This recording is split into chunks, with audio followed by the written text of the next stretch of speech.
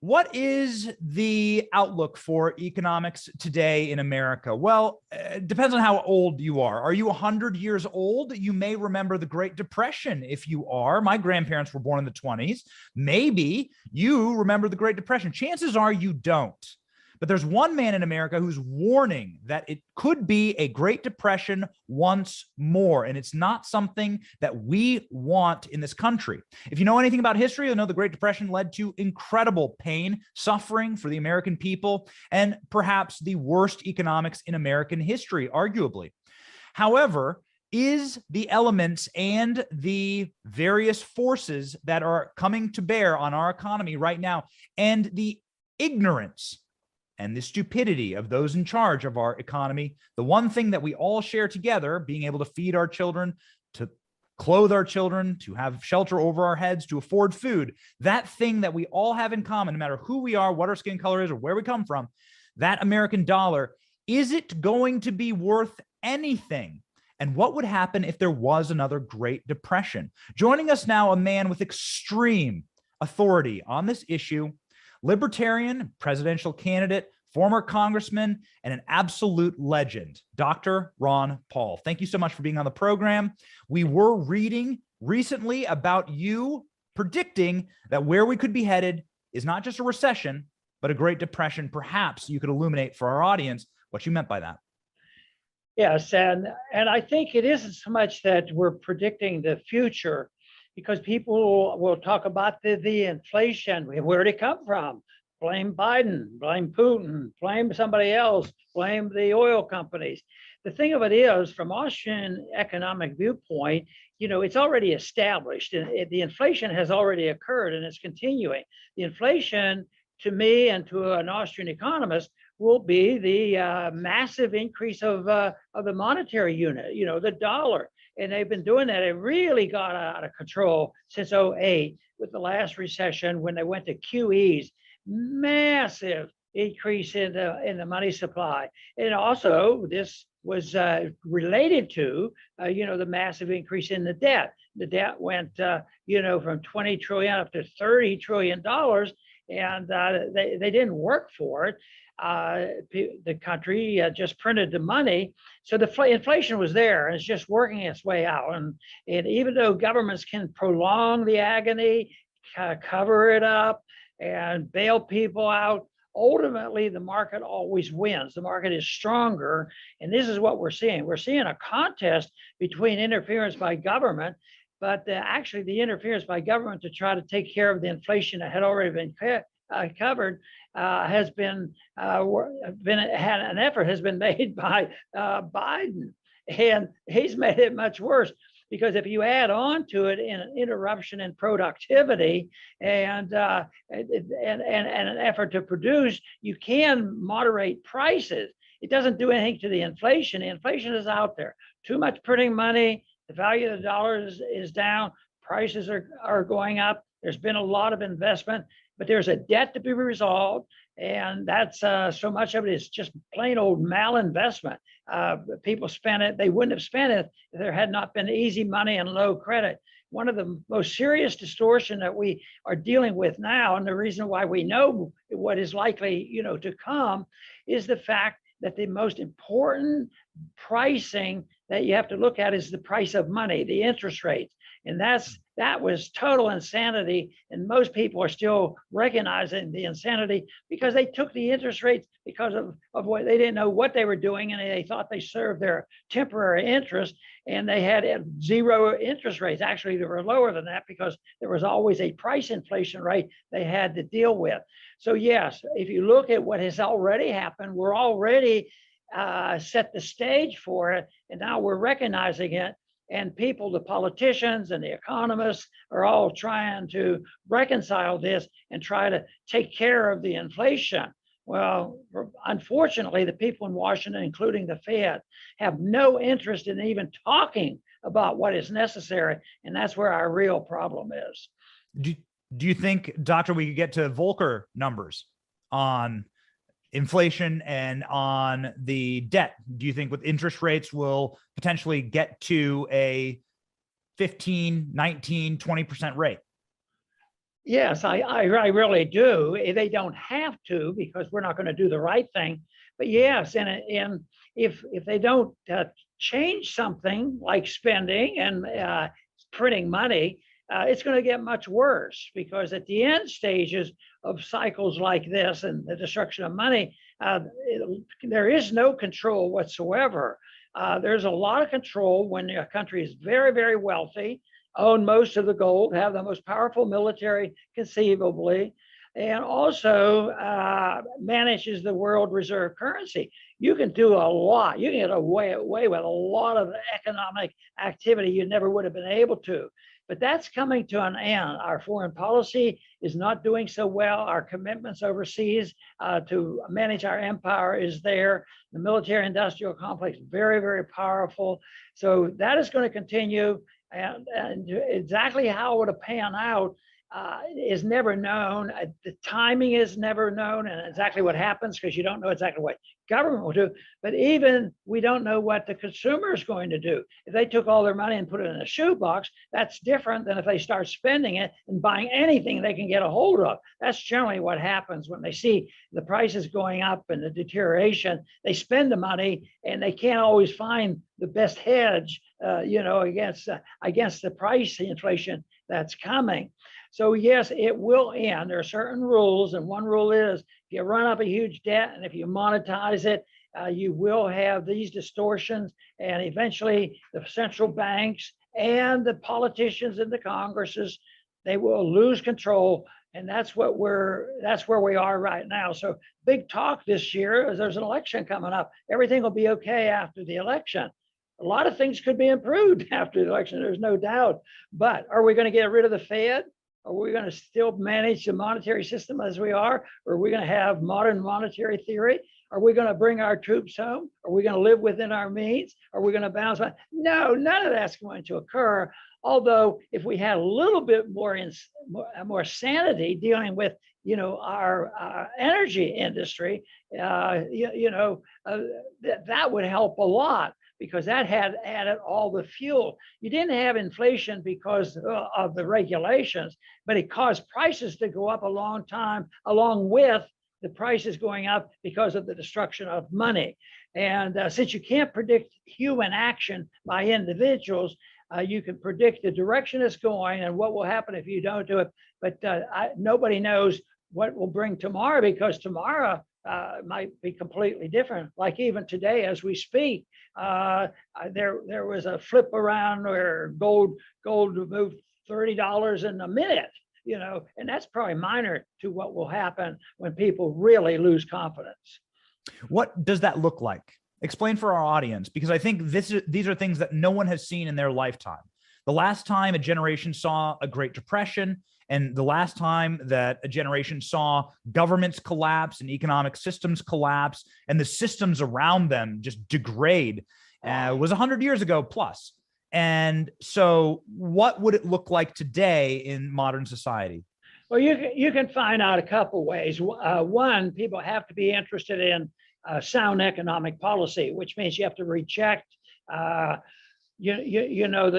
Keynesians and paper money and not listen to that. But 90% or more in the Congress have all been taught the same economics. So that's a losing cause. But people who are interested in what I understand, you have to look into sound economic policy, which means you have to research out Austrian economics and read about Mises and Hayek and Mary Rothbard, because they can explain it. I got introduced to that in the early 60s. Listen to their prediction of what would happen. And it didn't take too many years back then. We had the breakdown in 71 where the gold standard disappeared, just out of the clear blue Sunday night. Nixon gets up there on a Sunday night in 71, August 15th, and said that wage and price controls, we're not going to honor our commitment to our dollar with gold anymore. So it comes rather suddenly. So you have to understand economics. But the second thing is you can learn from our history, know about the Great Depression, but know about the Depression of 1921, which only lasted 1 year because the government didn't do anything. They just said, okay, you guys messed up. You have a lot of debt. It was all liquidated and things got better after a year, but we still maintain a bad policy. But if you want to learn more about what to expect, study what happened in Zimbabwe and Venezuela. There's lots of examples.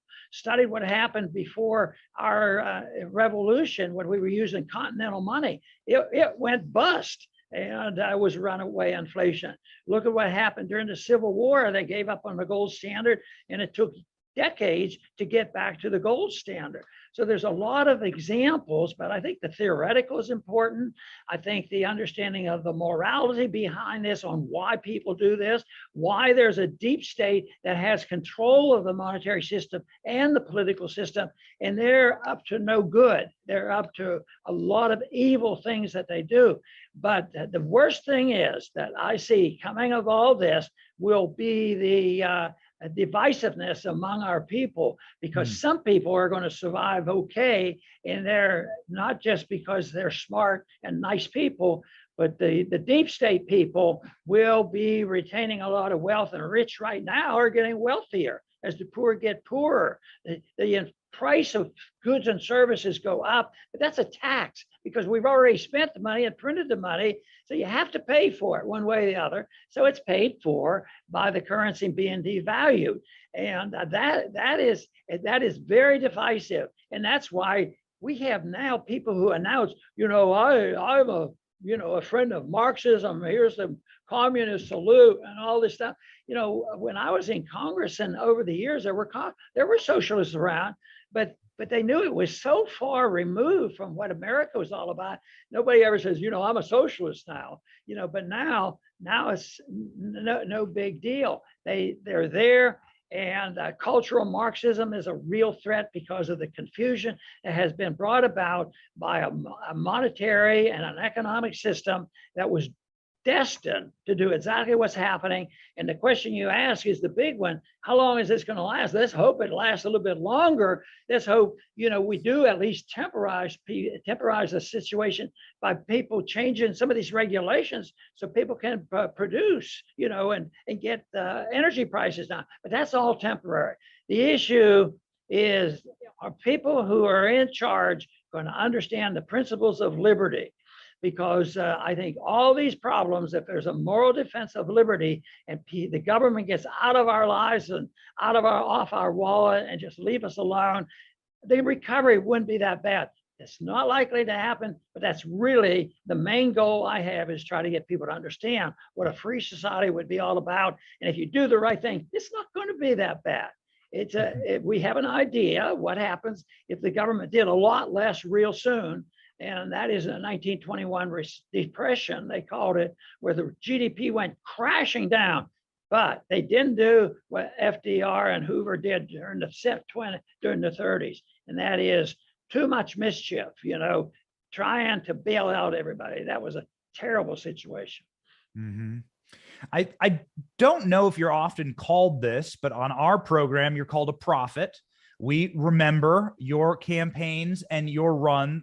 I grew up in Iowa, and I remember you coming to Iowa and talking about this and talking about the Federal Reserve and speaking about the deep state and speaking about the monopoly on the permanent class in government.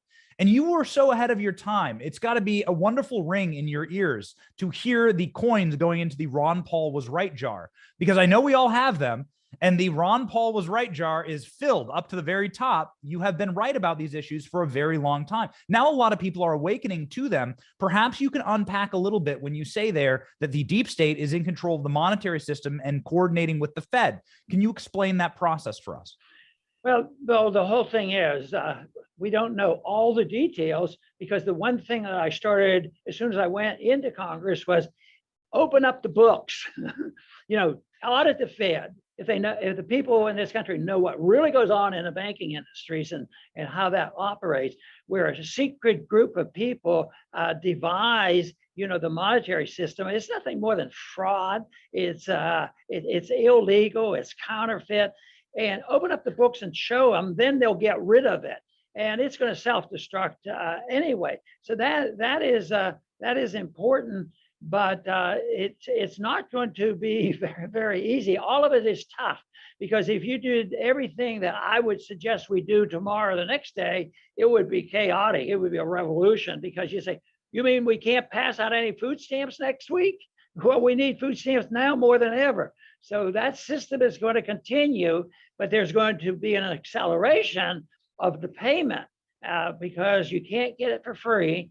No such thing as a free lunch. And that is when the people will start to wake up. And that's what they're doing right now. They're waking up, but they do not cling to the answer that's available to him, to all of us, because it's almost like it's unbelievable. You mean we just have to do ABC and things are going to get better and it wouldn't cost us any money? There would be no income tax and there would be no Federal Reserve. The deep state would fade away, because how can they regulate the Federal Reserve if you don't have one?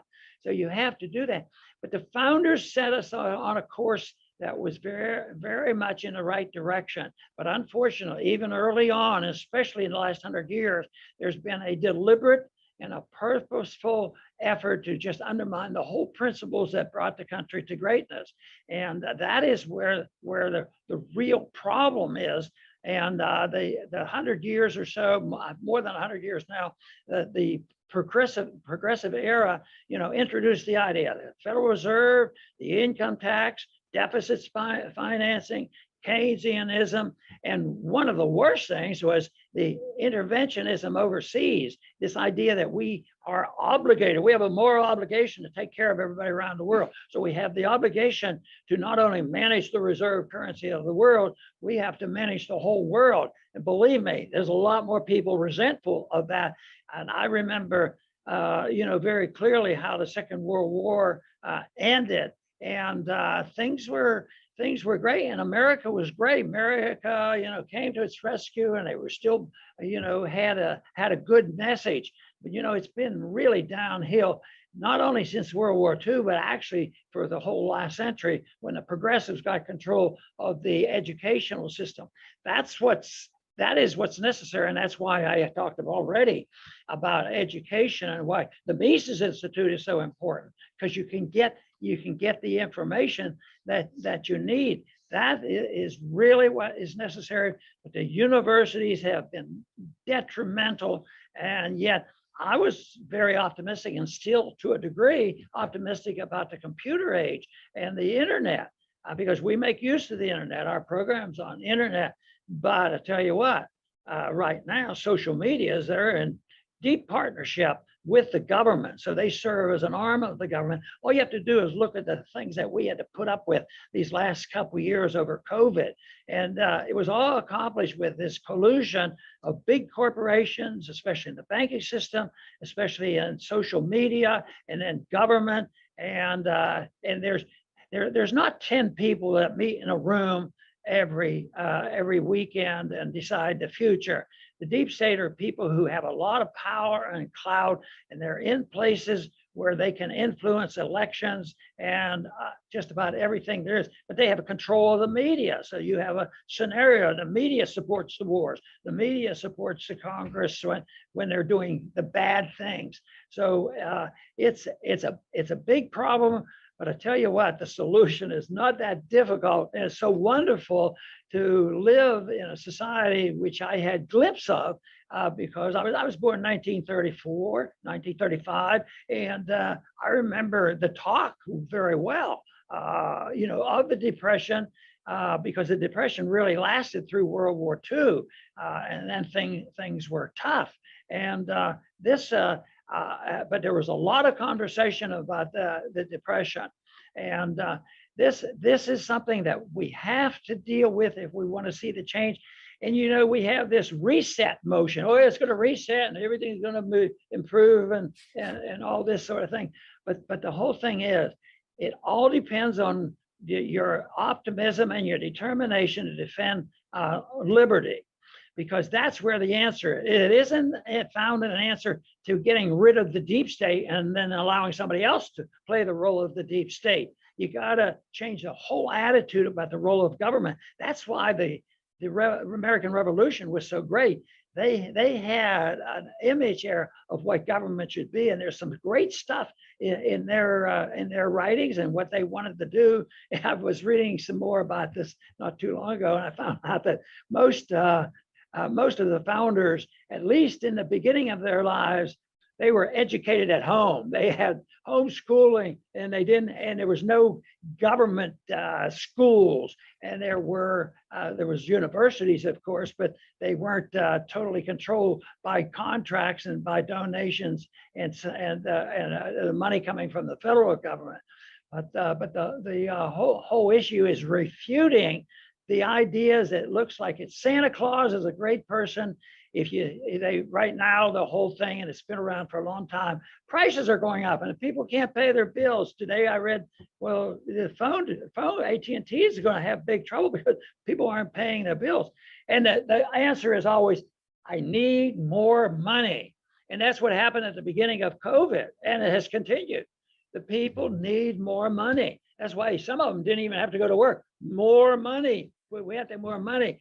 And that's where the problem all came from, was the distortion of money, the debt that they ran up, the distortion of interest rates, and the payment being carried out by taxing the middle class and destroying the middle class, and including this conflict between the haves and the haves not. So it's a big problem, but I think the answers are not difficult to come up with. And there's every reason to believe that if we do the right thing, we'll be concentrating on promoting the cause of liberty. You talked a great deal about Keynesian economics and our education system and our government schools. Should we do away with and abolish the Department of Education? Oh, yeah. I was there in the 70s when I think it was under Jimmy Carter, when the department was set up. Of course, there was a lot of educational involvement in by the federal government, but the department was set up just to make a greater emphasis on it. No, we don't need the Department of Education, and I believe, we more or less still believe, even though it's not as good as it could be, a separation of church and state. And no, that was not good, and that's one thing that we have tried to honor. But I believe in the separation of school and state, education and state. The federal government should have nothing to do with education, and yet they're in total control of it. Even today, I hear stories. People in the school districts in some places, they've been given more authority that, well, we'll leave it up to the school board and the local schools, and they're still wearing masks. And but that's a reflection of the education, not the fact that local people made up their own mind. But it's a terrible situation. But what we really have set up, though, is the federal government didn't come and do all those evil things on lockdown. They had corporations do it. They had so much political and economic power, they could force the companies to do it. So the idea of corporatism being a strong arm for the federal government is one really bad situation. Besides, corporatism inevitably, and is already marching in that direction, to set up the stage for fascism. And fascism would be brought upon us by a permanent class of political rulers. Is it correct, the assessment, that the deep state is essentially the permanent state, the permanent class of rulers who stay in Washington, D.C., that are outside of the bounds of the Constitution and outside of the bounds of democracy? And that would be your functional definition of the deep state, taking off from your comments earlier? Well, there's a lot of those people that you're talking about. The smaller group of people is like a George Soros and others, that they can dictate by controlling elections, even at all levels of government. So it's very, very much involved. But they're not. If you give up and say they're the permanent thing that's going to happen no matter what you do, then we're in trouble, because we have to get rid of them. But if you remove the motivation, I went there. I knew exactly why I was going. I didn't really expect to ever be elected, and I said, I'm just going to take my oath seriously. And somebody said, yeah, but the lobbyists will be there and they're going to raise money for you and all this stuff. But you know what? It turned out they never bothered me. I never had to talk to them. They didn't even knock on my door. because because I set my rules, the first day I was there. So no, so these people who might want to hang around, if you have the right kind of people, and it really, the founder said, we're giving you a Republican. Benjamin Franklin said, if we're giving you a Republican, if you can keep it, and it's up to the morality of the people on whether or not this works. Right now, we have a bankruptcy. We have the financial bankruptcy we still frequently talk about, and people sort of visualize that. But we have a moral bankruptcy, and we witness that all the time on exactly what's going on. And the dividing line there is very, very sharp, and a very, very important fight to go on, because the type of government one has to reflect a moral standard, and there has to be a recognition of a higher law. But we're in a situation now where the enemy are nihilists. They say, why do that? You can't figure, there's no such thing as truth. It's power is what it is, and money. But the nihilists, they don't care. How many people do you think have this political power that causes us to go to war, kill millions of people, and say, oh, we made a mistake? No, they never apologize and say, I really screwed up and I feel guilty about it, because they don't believe it. They believe that there is no thing called truth, and that there was a better answer. So with that we're going to have the immorality having this tremendous influence on our government. Let's say that the nihilists lose. Let's say that the deep state loses and a constitutionalist gets elected president in 2024. They hand you the keys to Fort Knox. They say, Ron Paul, you were right. We should audit the Fed. And you went into Fort Knox. Do you think there'd be any gold there? You took the crowbar to the vaults. Do you think there'd be any gold? Yeah, I think the gold's going to be there, but there's a good chance that it's been designated to other ownership. I wouldn't trust on it, because that's why I've always introduced the idea that not only do we want to see it, we want to see it passed out to the people too, sold to the people, let the people have it. If you're going to have a gold standard, the gold should be in circulation, which is not there. So I doubt very much if that gold is available. And nobody knows who ownership. We've held a lot of gold for other people, but and some of them have asked for it back, and it's been very irregular when they get any of their gold back. And this is the case around the world. People are resorting. It's sort of interesting that when I asked Bernanke whether or not gold was money, oh no, it's not money. But guess what? In some of the countries that now have a few type of policies that are a little bit more capitalistic than our country, and that happens to be the former Soviet Union. Russia might come up with it. It seems like they're not bashful about gold, and even China talks about buying gold. So it's sort of be ironic, but that won't work unless you have the idea that the money has to be sound. You cannot turn the monopoly control of the monetary system over to government. And that is why I always had a built-in that legalized competition in currency. If you have one more question, we can go with that, but time is running out for me. Yes. And we appreciate very much your time.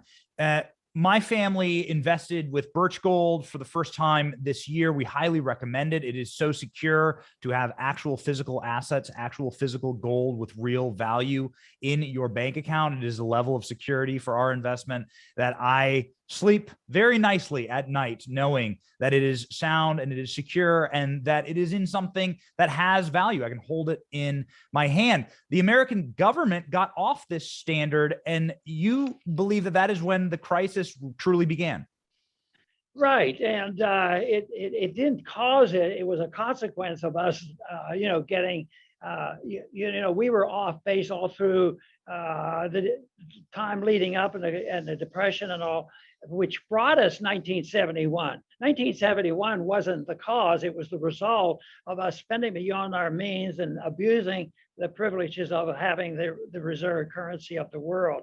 And the unit of account, and I never even used that term today, but I use it all the time. the solution really comes when you can define the unit of account. You have to have a definition. You have to have a definition for telling the truth. You have to have a definition for the unit of account. But we have no definition, and they admit it. I pressed the Federal Reserve Board chairman. I said, "Well, I have a Federal Reserve note that says a promise to pay. Well, what would you give me if I give you this?" I said, "We'll give you another Federal Reserve note." You have to have a unit of account. And I do appreciate you mentioning Birch Gold, because they have been helpful, and people at Birch Gold can help people who are interested, in investing in gold, because it's not so simple that you walk into a shop and you pick up a coin, because of tax laws and everything else, and people's finances vary. So this is very important, and I have been pleased to work with Birch Gold. Yeah, it was incredible getting the opportunity to work with it, because they sponsor the show, but very often you get sponsors and you don't actually use the product. My wife and I decided to actually invest in gold, and it was shipped to us. We are able to go at any time and hold it in our hand, and they were just a breeze to work with. It was done very quickly, and it's just wonderful to have that level of security. Maybe the federal government can learn from individual investors like you and I. We can pray, I suppose. Yeah, and that's what would happen if you had a free society, and we emphasize personal liberty and making up their minds and making so many of the decisions, rather than the deep states and the bureaucrats and all the others that they get involved in controlling our lives. And the example that we saw these last 2 years in COVID, that's a pretty good hint. You were asking, what will it be like? Well, it was pretty bad, and it's still pretty bad, because we don't have a whole lot of respect for civil liberties. And I get annoyed all the time when I think of what they do to the journalists, especially look at how our governments, Republicans and Democrats, have gone out of their way to punish Assange. Yes, truly. Well, okay. So if you're listening, and we know a lot of people watch this program, if you're watching Ron DeSantis or Donald Trump or Rand Paul, I hear you know this guy. If you run for president in 2024 and you win, please let Ron Paul audit the Fed. Please, for the love of God, let Ron Paul audit the Fed, give him the crowbar, and let him go through those vaults. Very good. Make our country a better place. Thank you so much, Doctor, for joining the program. Thank you. Enjoyed it. Take care. All right.